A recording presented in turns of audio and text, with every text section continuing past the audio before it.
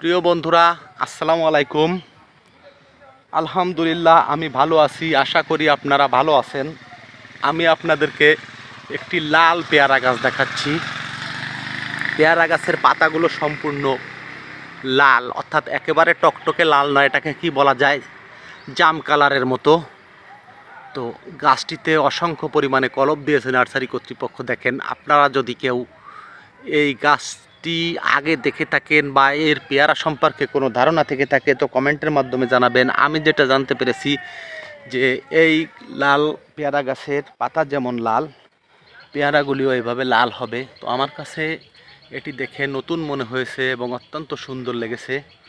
তো এজন্য আমি আপনাদের ভিডিও করে দেখানোর চেষ্টা করছি বন্ধুরা।